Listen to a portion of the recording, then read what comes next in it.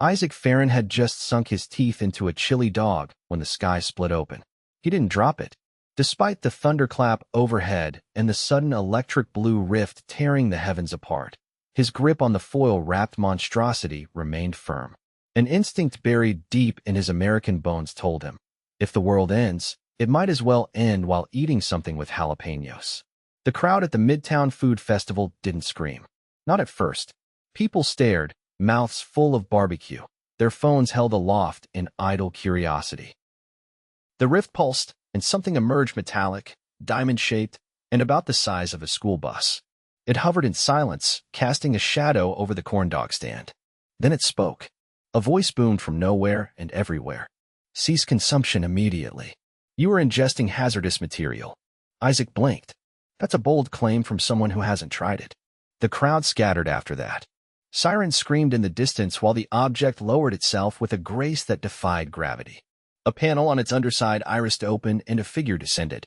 It wasn't what he expected. No slime, no tentacles. The creature looked vaguely humanoid, tall, pale blue skin, large dark eyes, and limbs that bent in ways that made Isaac's knees hurt just watching. It wore a uniform with a silver crest shaped like a spiral nebula. It landed gently in a patch of trampled popcorn and raised a device that resembled a tuning fork. You have been warned. This ingestion must stop. Your food is in violation of galactic nutritional codes. Isaac took another bite of his chili dog. The creature recoiled as if he'd just bitten into uranium. You are actively poisoning yourself. He chewed, swallowed, and wiped his mouth with the back of his hand. You ever try one of these? The alien's expression didn't change. Maybe it couldn't change. I am Envoy Taal from the Unified Dietetics Coalition of Sector 9. We observed your species' consumption patterns and determined your cuisine to be chemically volatile. Isaac squinted. You came across the galaxy to food shame us? I came to execute a planetary embargo. Your species is under investigation for culinary recklessness.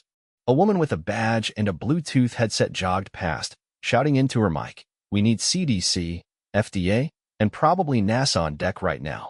Isaac stepped forward, holding up his chili dog like a lawyer presenting evidence. Look, I get that to you this looks like a toxin. But there's meat in here, real meat. Spices, cheese, jalapenos. It's a cultural experience. Taal didn't move. Your culture celebrates internal inflammation? Isaac sighed. Sometimes, yeah. The festival was quarantined within the hour.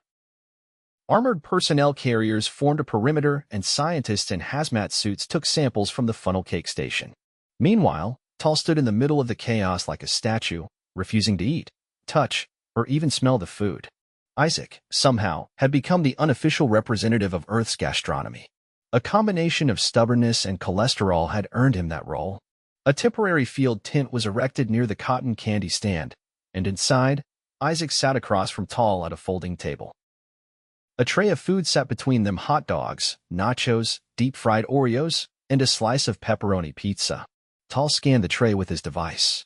These items contain nitrates, trans fats, artificial colorants, and capsaicin above acceptable thresholds.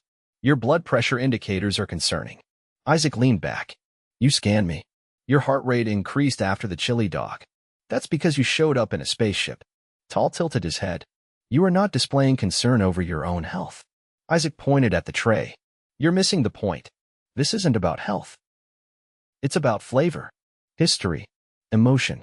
We eat this stuff because it reminds us of summer fairs, family road trips, bad decisions in college. Your species consumes harmful substances for nostalgia? More or less.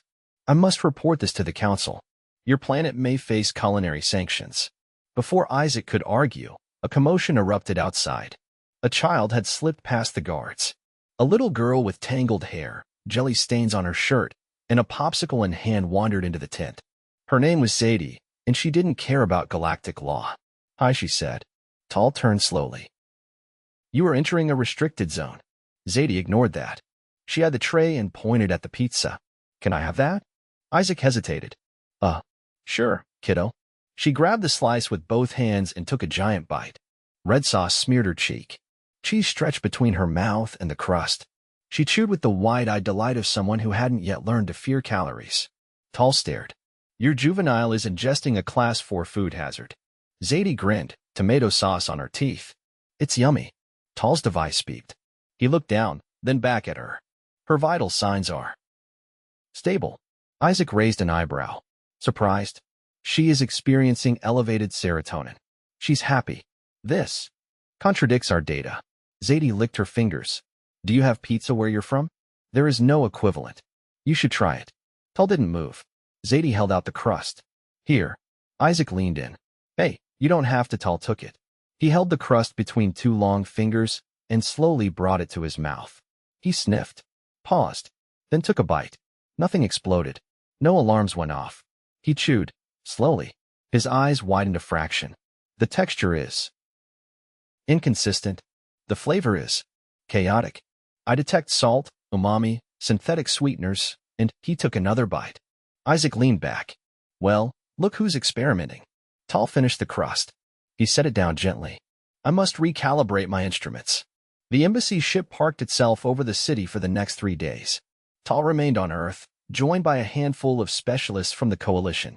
They wore sterile suits and carried scanners, but they didn't stop the food trucks from rolling. Isaac was recruited as a culinary liaison. He didn't know what that meant officially, but unofficially it meant he stood next to Taal while alien scientists watched humans eat. They watched a man eat a triple bacon cheeseburger.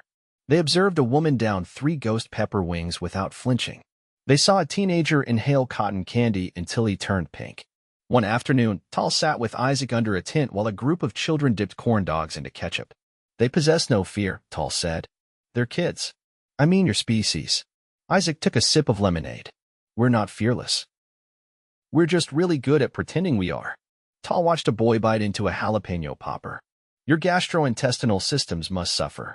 Oh, they do. But then we build resistance. Or by antacids. Taal looked down at the tray in front of him. He picked up a fried pickle and examined it.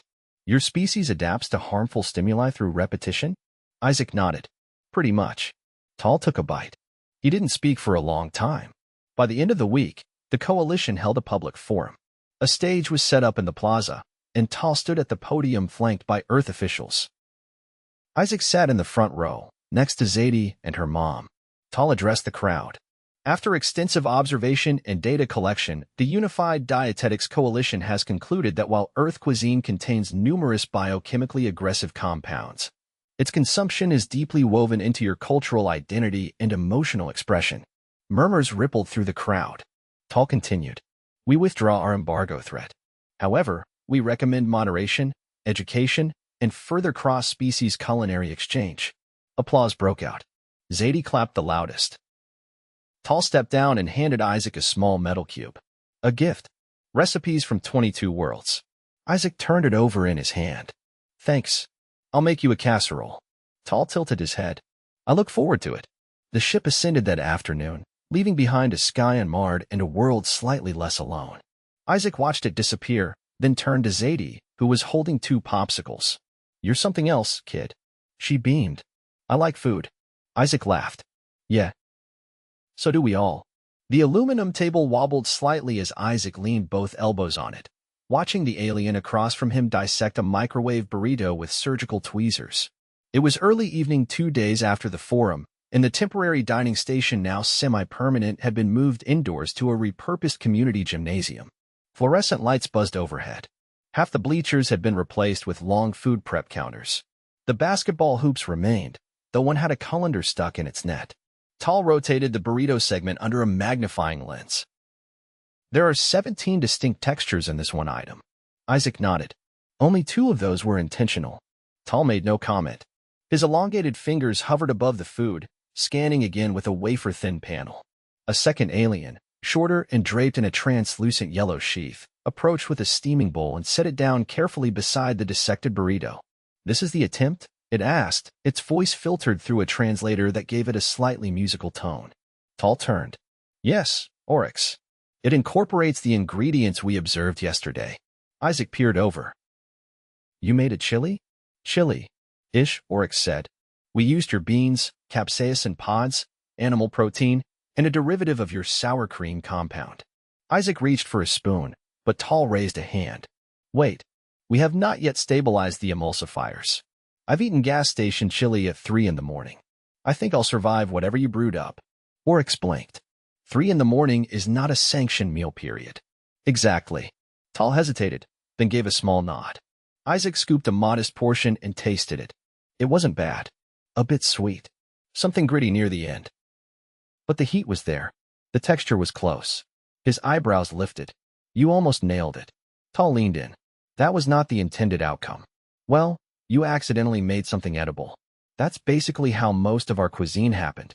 A third alien entered, taller than Taal, with a neck that swiveled like a crane and a badge that had more stripes than Isaac had seen before.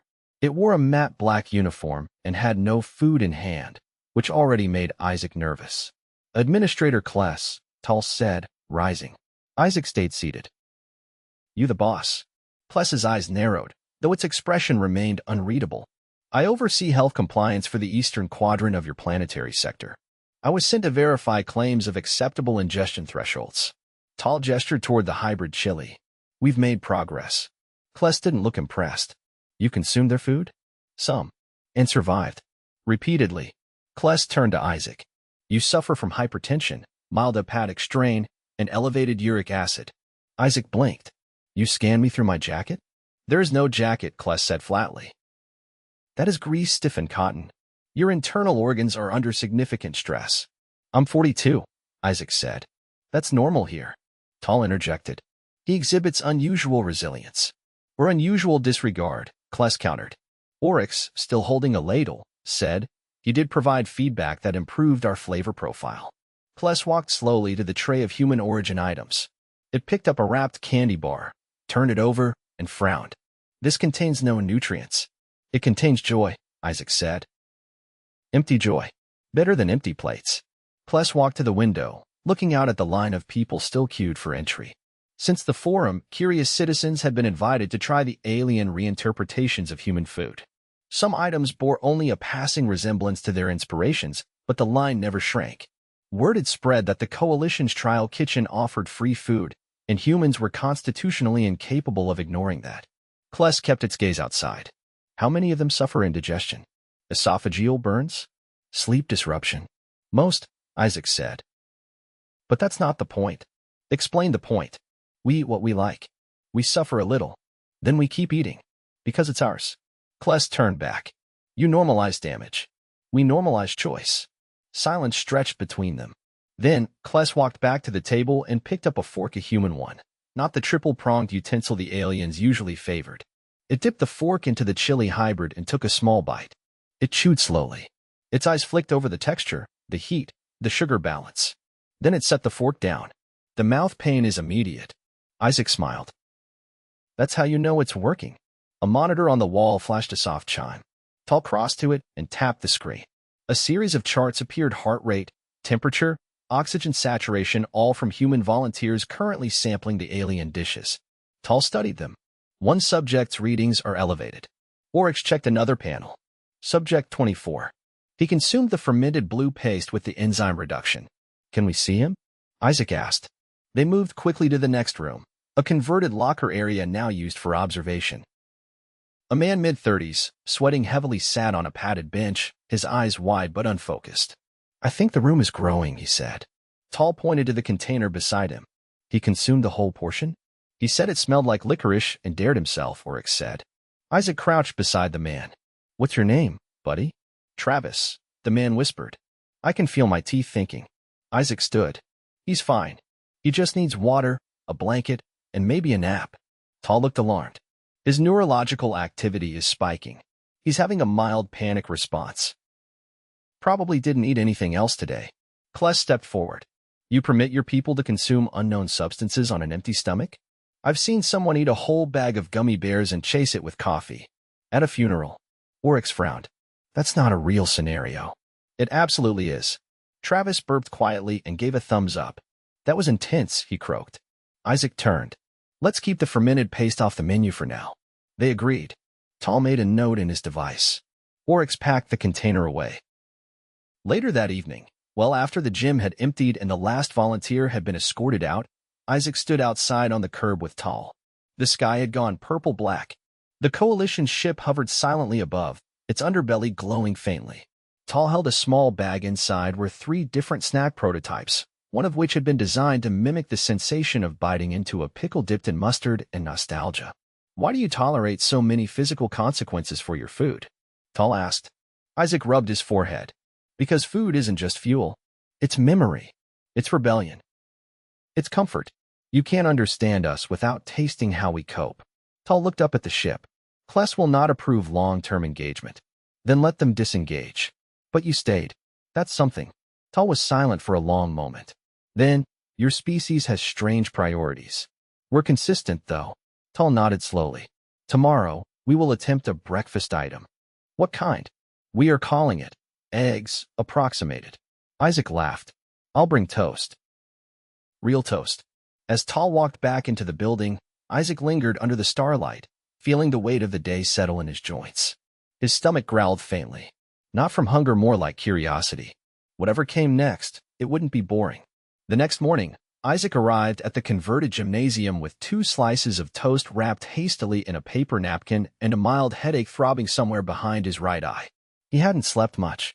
Not from stress, though stress was certainly in the background, but from indigestion.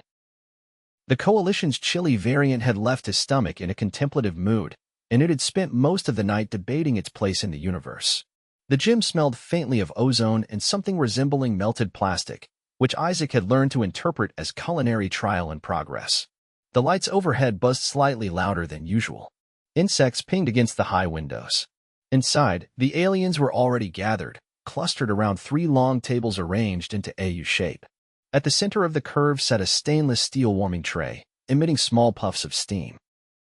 Taal stood beside it, wearing a thin apron that looked like it had been lab-issued rather than purchased. He was holding an egg-shaped container in both hands, rotating it slowly as if it might detonate. "We replicated the protein structure," he said without greeting. "But the yolk viscosity differed." Isaac walked closer. "Did you forget to cook it?" "We heated it to the temperature specified." "Did you crack it first?" Taal paused. "Crack? You didn't cook it in the shell, did you?" Taal looked at Oryx, who had just arrived carrying a tray of pale, rubbery discs. "I told you the outer layer was not structural," Oryx said. "It had no visible seam," Taal replied. Isaac sighed and unwrapped his toast. "You reinvented boiled eggs." "They exploded," Oryx added. Taal gestured to the discs. "This is our refined version. No shell, consistent density, mild thermal variance." Isaac picked one up. It was slightly damp and had a faint lavender hue. "You added color?" "Your people find visual sameness unappetizing. We chose a calming shade. It looks like a bath bomb." Taal didn't respond. Isaac took a bite. The texture was determined. Not rubbery, exactly, but committed to resisting his molars. "Well?" Taal asked. "It's like chewing optimism. Is that positive?" "I'm not sure." Across the gym, Kless stood beside a tall cylindrical device that hissed softly. It was connected to a series of cables running under the floor. Kless tapped a panel and a vertical banner unfolded from the ceiling behind it, displaying a cross-sectional diagram of the human digestive tract. "We have analyzed your species' organ resilience," Kless said. "Your lower intestine exhibits an alarming tolerance for chemical variants." "It's not tolerance," Isaac said. "It's surrender." Kless ignored that. "We have mapped the average dietary impact over a 10-year period using your fast food records. The projections are troubling." Oryx stepped toward the display. "Yet your population continues to grow." "Because we're stubborn," Isaac said. "And we invented antacids." Kless turned. "We synthesized your antacids. They neutralize acid but introduce sodium and aluminum compounds." Isaac shrugged. "Welcome to the cycle." An alien technician with a face like a polished gourd approached with a clipboard. "Subject 12 has submitted for re-evaluation." Taal looked up. He returned. The technician nodded. He brought his own fork. Moments later, Travis entered through the side door, wearing sunglasses and holding a thermos. He gave a small wave. "I'm good now. That paste you gave me? Wild ride. But I think I want another shot." Isaac raised his eyebrows. "You sure you're ready?" Travis grinned. "I brought yogurt. Prepped my stomach." Oryx clapped his upper limbs. He adapted. Kless watched silently. Travis took a seat and was presented with a small sampler platter, nothing fermented this time. Just mild experiments, a gelatinous square, a puffed spiral, and something that looked like a dried starfish but allegedly tasted like caramel. He took a bite of each, measured, cautious, then nodded. "Not bad." The caramel one's weird, but in a good way. Taal turned to Kless. He exhibits no distress. Kless narrowed his gaze. We require confirmation. Travis leaned back. You can scan me, but I feel fine. A handheld scanner passed over him. The technician read the data. Heart rate elevated but stable. Enzymatic responses within range. Mild endorphin spike. Isaac crossed his arms. See? You push us, we adjust. Kless still looked unconvinced. You normalize stress through repetition. Exactly. Kless paused, then walked over to the food table. He picked up one of the lavender discs and held it to his mouth. Without ceremony, he bit down. No reaction. Then, slowly, he chewed. His eyes narrowed. A small twitch passed through his temple. This defies categorization. Isaac smiled. Now you're getting it. Later that afternoon, a formal debrief was held in the adjacent rec room. Folding chairs were arranged in a circle. Most of the alien delegates sat with their translation devices active, though a few now understood enough English to follow without them. Isaac took a seat beside Taal, who carried a clipboard filled with notes handwritten in angular strokes. Kless stood at the front. We have reviewed all findings. Your species is functionally unstable but persistently adaptable. Your food systems are erratic, inconsistent, and often hazardous. There was a long pause. However, you exhibit a capacity to endure and even enjoy these hazards. Your cultural attachment to ingestive risk is unique, Taal added, and contagious. Kless nodded once. The coalition concludes that Earth's culinary practices, while inadvisable by standard metrics, do not pose an interplanetary threat. A soft murmur rippled through the room. Kless continued. Therefore, we withdraw all embargo considerations. We will classify your gastronomy as high variance, non-lethal. Isaac leaned over to Taal. That's the nicest thing anyone's ever said about our food. Your bar is very low. The meeting closed with a mutual exchange of culinary tokens. The humans presented laminated recipe cards ranging from pancakes to kimchi, while the coalition offered sealed packets of flavor compounds designed to replicate alien taste profiles. One of them smelled like warm metal and citrus. As the aliens began to disassemble their workstations, Isaac stepped outside for air. The sun had started to dip, painting the sky in streaks of gold and smoke. A few humans lingered near the parking lot, chatting about their experiences. Someone passed around a bag of sour gummies. No one declined. Taal joined him a few minutes later, holding a container shaped like a teardrop. I brought you one of the successful samples. Isaac took it. What's it taste like? Uncertainty. He opened it and sniffed.